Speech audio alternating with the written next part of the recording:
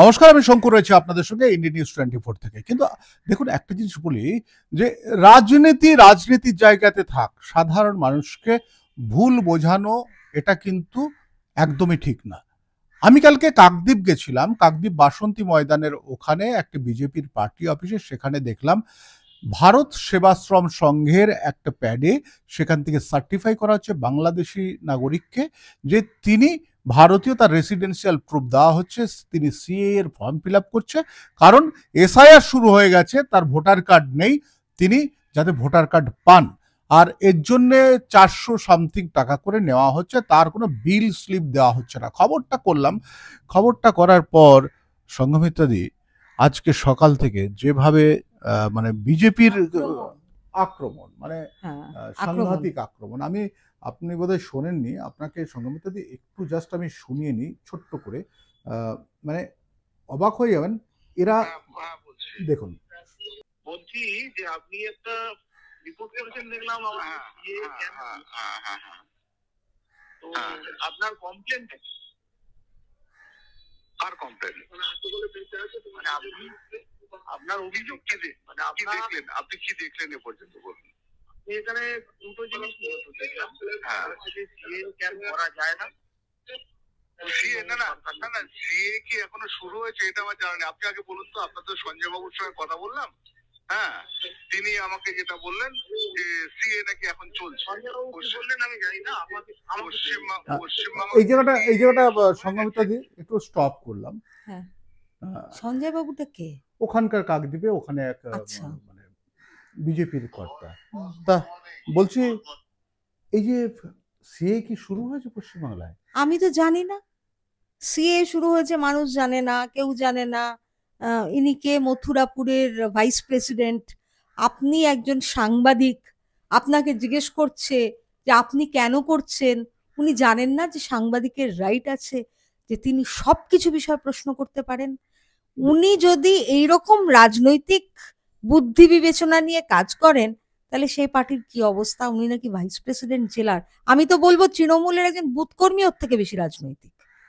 দেখুন, আমি গতকাল যখন এইটা প্রথমে আমার ফেসবুক ওয়ালে পোস্ট করি, কিংবা আমি উত্তরের সারাদিন বলে পেপারে একটাতে লিখি, আরো কয়েকটা পেপারে আমি লিখি, দৈনন্দিন পেপারে, সেখানেও লিখেছি, আর এটা আমি ভিডিও আকারে আমার ফেসবুক চ্যানেলে সেখানে দিয়েছি আমি। কিন্তু কাল থেকে এফআইআর এর হুমকি, বিভিন্ন হুমকি আমার উপর আসছে, মানে বিজেপি এখনো এলো না, হুমকি। দেখুন, আমি একটা জিনিস খুব ভালো করে বুঝতে পেরেছি, আমি তো বহুদিন বিজেপিটা করেছি, আমি জানি এই পার্টি হচ্ছে শুধুমাত্র ফেসবুক পার্টি, অর্থাৎ ভারতীয় জনতা পার্টি না, ভারতীয় ফেসবুক পার্টি হয়ে গেছে। ফেসবুকে জঘন্য ভাষায় আক্রমণ, মানে তিনটে কথা খুব কমন। একটা হচ্ছে চটি চাটা, দুদিন পরে আপনাকেও বলবে চটি চাটা মিডিয়া, প্রচুর রয়েছে। এছাড়া হচ্ছে আপনার মানে খুব খারাপ পিঠে পুলি বানাতে যাও, মানে এই যে কতগুলো এরা ল্যাঙ্গুয়েজ ব্যবহার করছে, মানে জঘন্য, অতি জঘন্য। আর বড় ছোট কিচ্ছু মানে না, কোনো পদ মানে না। আপনি একজন সাংবাদিক, আমি একজন চিত্র পরিচালক, আমাদের তো একটা সামাজিক একটা সম্মান আছে, সেগুলো ওরা দিতে জানে না, কারণ ওরা পড়াশোনাই করে না। জাস্ট দেখলো যদি কোথাও মমতা বন্দ্যোপাধ্যায় বা অভিষেক বন্দ্যোপাধ্যায়ের ছবি দেখলো, জঘন্য ভাষায় কথা বলতে শুরু করলো, মনে করছে ওরা মানে এসআইআর হয়ে গেছে, মনে ম্যাডাম সরে গেছে। আরে স্যার এসছে বলে ম্যাডাম যাবে না, স্যার চলে যাবে, ম্যাডাম থেকে যাবে। আমার তো এটা মনে হয়, আমার যা রাজনৈতিক বিদ্যা বুদ্ধি তাইতে, তাহলে 21-এই চলে আসতো। 21-এ যা হাওয়া ছিল, 21-এ যখন হয়নি, 26-এও হবে না। আবার মধ্যে তো দেখছি অভিজিৎ গাঙ্গুলি, জাস্টিস অভিজিৎ গাঙ্গুলি এমপি বিজেপির, তিনি আবার বেসুরো গাইছেন। অভিজিৎ গাঙ্গুলি বিষয়টা বুঝতে পারছেন, উনি আজকে একজন জাস্টিস ছিলেন, তিনি সেখান থেকে সবকিছু ছেড়ে আজকে বিজেপিতে জয়েন করলেন, উনি এমপি হলেন। কিন্তু তারপরে উনি যা পরিস্থিতি দেখছেন, যেভাবে দলটাকে একদম, মানে আমি 2013 থেকে কম্পেয়ার করছি, একটু একটু একটু করে একটা ভীষণ ভালো একটা এর গ্রাফটা উঠেছিল, তারপরে যেন আস্তে আস্তে এই 21-এর পর থেকে নামতে নামতে এখন তো একদম তলানিতে। মানে আপনি বলুন, ইলেকশন কবে? আগামী 26-এ, মার্চ এন্ড বা এপ্রিলে। এখন পর্যন্ত রাজ্য কমিটি ঘোষণা হয়নি, শ্রমিক ভট্টাচার্য প্রেসিডেন্ট হয়েছেন, তার কোনো রাজ্য কমিটি নেই, অর্থাৎ আগের কমিটিতে যারা ছিল তারাই কাজ করছেন, যে যেরম পারছে করছে। দিশেহারা, দিক বিদিক শূন্য কিছু মানুষ সারা দিন এসি ঘরে বসে বা রাস্তায় চলতে চলতে শুধু ফেসবুকে লড়াই করে যাচ্ছে তৃণমূলের সঙ্গে। তৃণমূল তার কাজ এগিয়ে যাচ্ছে। আরে তোদের যদি এত জেতার ইচ্ছা, তাহলে ময়দানে এসে তোরা কাজটা শুরু কর। ঠিক। কিছুই করছে না। আর আপনার ভিডিওটা আমি দেখলাম কাকদ্বীপে, আজকে কি করে ওরা, আমার একটা প্রশ্ন এটা, কি করে ওরা ভারত সেবাশ্রমের প্যাডটা পায়? কোনো সন্ন্যাসী কি সেখানে ছিলেন, আপনি দেখেছেন? না, কোনো সন্ন্যাসী কেন, কেউ ছিলেন না। তাহলে আমি আমি আমি আপনাকে একেবারে, যেহেতু আমাকে আক্রমণ করেছে বিজেপির তরফ থেকে এবং খুব কুৎসিত ভাষায় কথাবার্তা বলা হচ্ছে কাল থেকে, আপনারা বিজেপি যারা করছেন, আমি তৃণমূল কংগ্রেস করি না, আমি সিপিএম করি না, আমি বিজেপিও করি না, আমি প্রকাশ্য কিছু করি না, কিন্তু আপনারা যারা আক্রমণ করছেন, আমি যদি প্রত্যেকটা জিনিস আপনাদেরকে তুলে ধরি, আপনারা এইভাবে গলা উঁচু করে কথা বলবেন তো? তোলাবাজি করা হচ্ছিল, কোনো সন্ন্যাসী নেই, কেউ নেই, এক মহিলা ছিলেন, তিনি পালিয়ে গেলেন। এবং যারা এসছেন প্রান্তিক মানুষ, সমুদ্রে মাছ ধরে খায়, তাদের কাছ থেকে টাকাটা এইভাবে কিন্তু তোলাবাজি করা হচ্ছে। আমি দেখলাম দুজনের জন্য 835 টাকা ফর্মে নিয়েছে। আমাদের এখানে এত বিএলএ আসছে, এত বিএলও আসছে, ফোন করছে, বাড়িতে আসছে, কালকে এখানে এসে আমার সমস্ত পেপার তারা রেডি করে দিল। আমি কোনো রাজনৈতিক দল করি কিনা তিনি কিন্তু জানতেন না, কিন্তু এভাবে হেল্প করছেন। তো আজকে কেন? তার জন্য তো উনি আমাকে এক গ্লাস জলও উনি আমায় চাননি। আমি বললাম আপনি জল খান, বসুন। বলে না না, আমি অনেক জায়গায় ঘুরে বেড়াচ্ছি, অনেক গায়ে ইনফেকশন, এভাবে বসবো না। তো আজকে এরা ভারত সেবাশ্রমের ফর্মটা পেলো কোথা থেকে?